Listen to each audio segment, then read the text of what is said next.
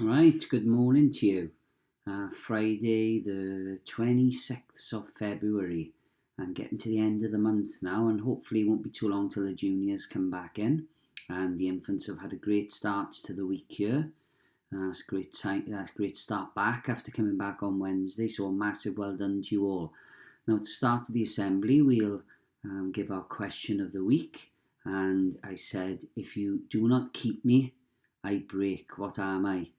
And the answer was a promise. So a new one for next week. So well done to all of you who got it. Very, very proud of you.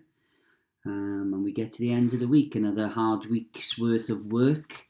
Home learning, work in school. Lots of good things going on. And we're going to talk today about a little bit about equality and being treated equally. And we've said this, sometimes it can be because of the colour of your skin, the religion that you follow, but also whether you were a boy or a girl. And imagine having rules for boys and rules for girls, like only boys could go to a football club, or only girls could play certain sports on the yard, or only boys were allowed to have school dinners, only girls were allowed to have sandwiches. That would be a really, really bad set of rules. And in the past, there were certain things that girls couldn't do in this country.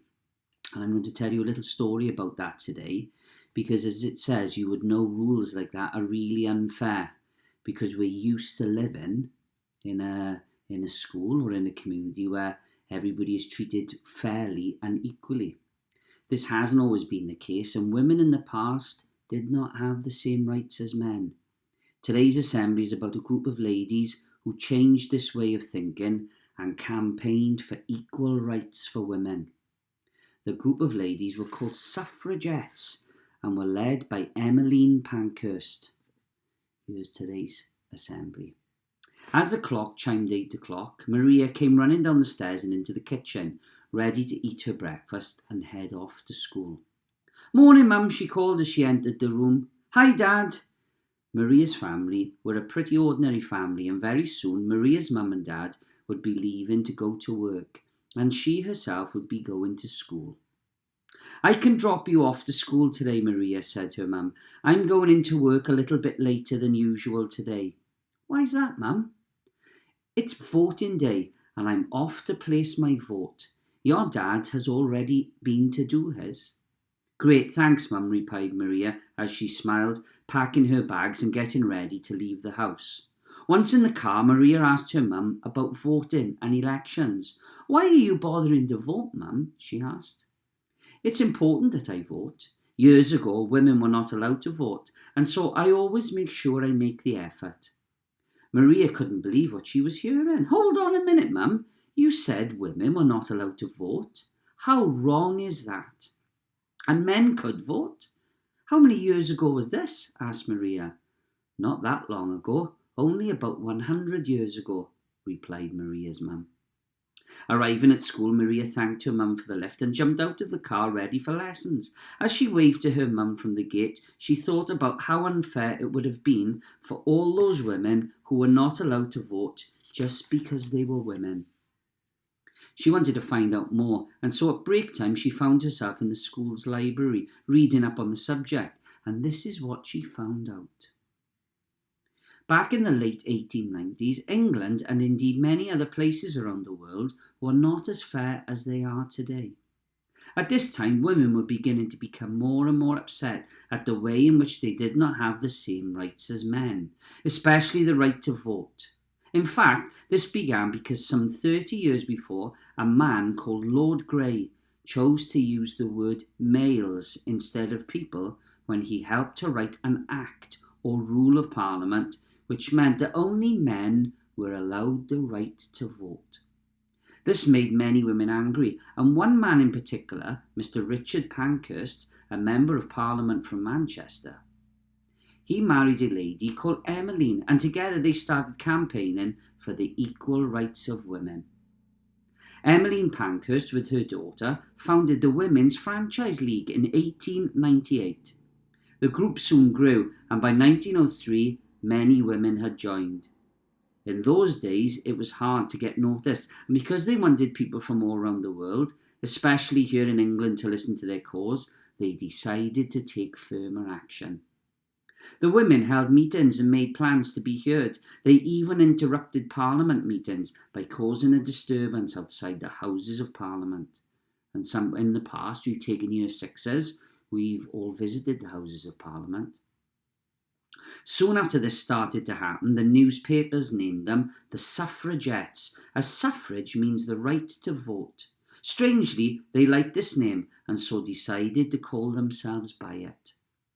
By 1909, the suffragettes had taken their campaign to a whole new level. The scale of their protests had become even larger, and they began to break the law so that they would be noticed. The first law-breaking plan the women had was to smash the windows of shops in towns and villages across the country. Becoming violent, the protests involved setting fire to shops and town buildings by posting lit matches through letterbox and even posting flames through the letterboxes of Parliament ministers who worked for the government. Very soon, many of the suffragettes were put into prison for taking part in such unlawful protests. Imprisoned for fighting for their cause, many of the suffragettes went on hunger strikes and refused to eat. Prison guards and officers responded by force-feeding them and making them eat the foods to keep them alive. Between the years 1908 and 1913, Emmeline Pankhurst was sent to prison on 14 different occasions. In 1913, the suffragettes marched to Buckingham Palace to ask King Edward to support them. Many of the women were arrested and fights broke out between the women and the London police. By this time, many members of the public were annoyed with Emmeline Pankhurst and the other women. They felt that they were breaking the law too much and disturbing the peace too often, and even some of their own supporters turned against them. Emmeline was well known now as the leader of the suffragette movement, and the name of another suffragette was also in the news, a lady called Emily Davison. In 1913, at the Epsom Derby horse race, as it began, Emily Davison was planning her next act of protest. As the crowds of horse racing fans took their places at the side of the track, Emily Davison stood and waited. The Epsom Derby was an important horse race because the King's own horse, called Anma, was one of the runners.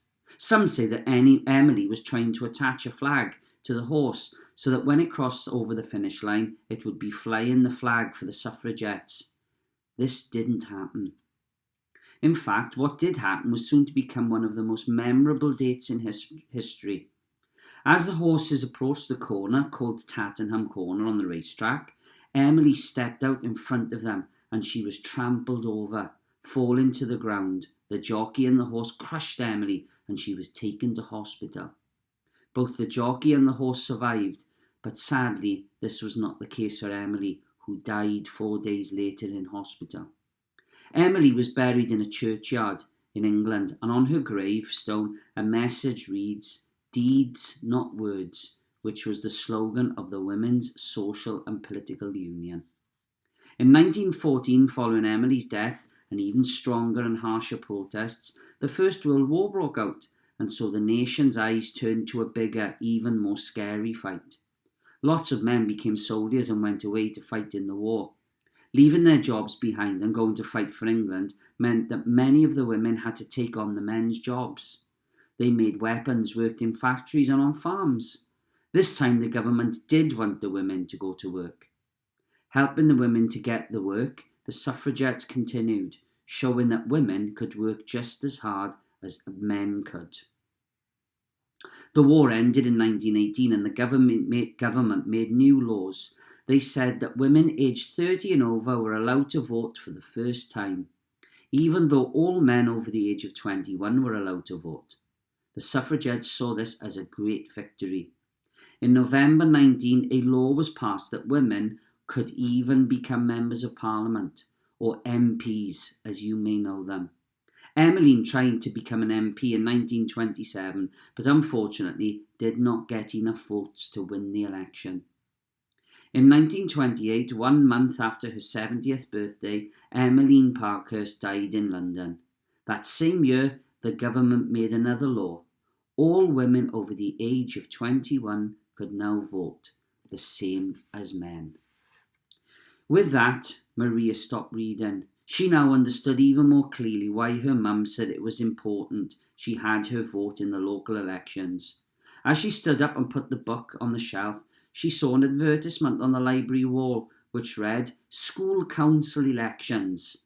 Smiling to herself, Maria picked up an entry form and decided to stand for councillor, something that Emmeline Parkhurst, Emily Davidson and many of the suffragettes would have been very proud of.